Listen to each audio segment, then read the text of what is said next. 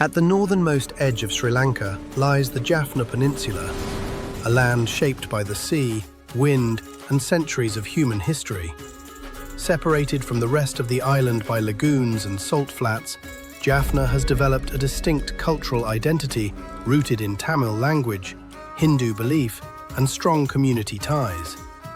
From palmyra groves to ancient temples, the peninsula tells a story of continuity, where history is not confined to books, but lives on in daily rituals and traditions. The geography of Jaffna has played a decisive role in shaping its past.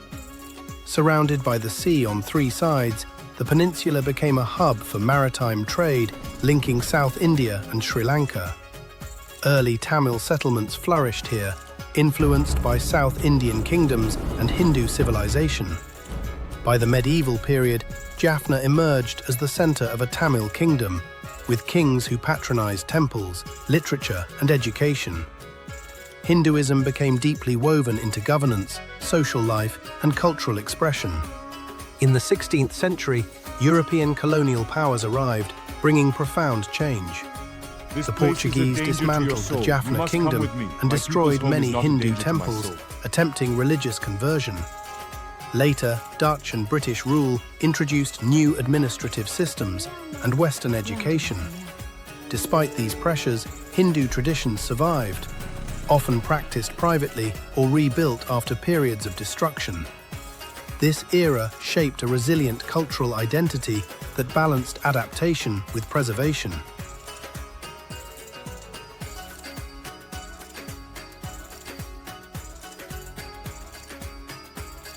In Jaffna, Hinduism shapes everyday life, guiding routines, values, and community bonds.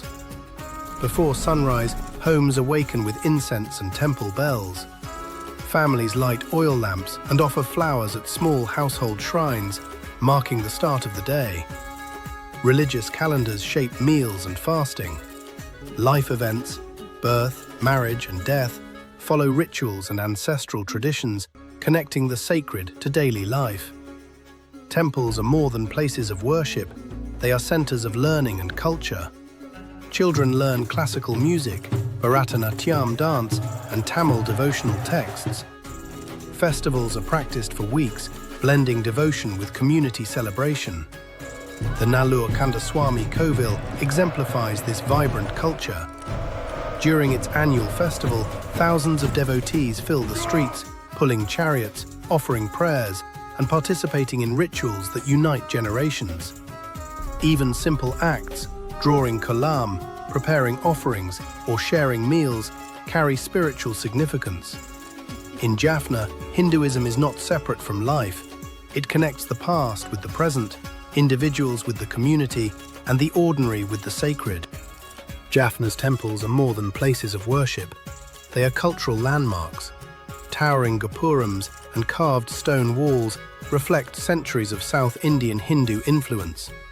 Festivals transform towns into vibrant centers of devotion. Streets fill with music, chanting, and colorful processions, linking past traditions with present life. Devotees fast, pray, and join rituals passed down through generations, blending faith with communal identity. The Nallur Kandaswamy Kovil is the most famous, drawing thousands for its annual festival, with chariots, music, and ceremonies that reinforce collective memory. Every act, ringing bells, offering flowers, walking in procession, carries meaning. In Jaffna, temples and festivals are living expressions of devotion, culture, and communal life.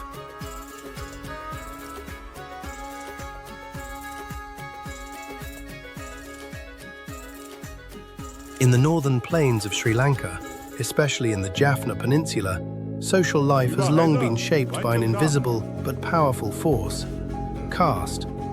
Beyond identity, caste determined occupation, marriage, religious access, and social status. To understand society, conflict, and political mobilization in this region, one must first understand how the caste system functioned. The Tamil caste system is hereditary. A person is born into it and traditionally remains within it for life. Over generations, this system became embedded in family structures, village layouts, and religious institutions. Unlike economic class, caste was rigid, reinforced by custom, religion, and social pressure.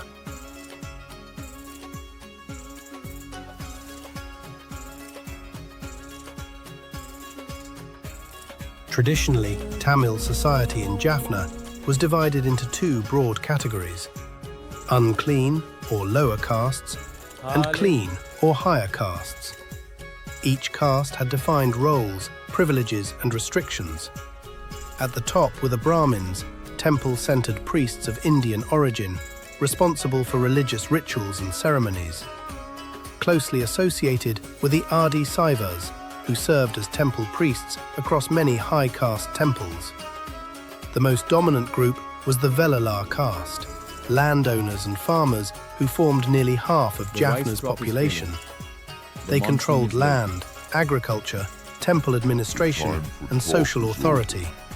Marriage outside the caste was strictly forbidden. Along the coast lived the Karayas, a fishing and seafaring community. They claimed equal status with Vellalars and produced prominent militant leaders during the civil conflict. Other clean castes included the Chettiars, traditionally traders and merchants, and service groups such as the Madapali and Koviar, who cooked food and worked in Vellalar households while remaining socially subordinate. A middle layer consisted of artisan castes, collectively known as Kamalar groups. These included Thatar, goldsmiths, Thachar, carpenters, Kolar, blacksmiths, Pitar, masons, and metalworkers. They were essential to society and allowed limited temple access, but marriage was restricted within their group. Groups like the Natuar, traditional musicians, and Vanar, washermen for high castes, occupied specific ritual roles. Though labelled clean, they remained socially dependent on dominant castes.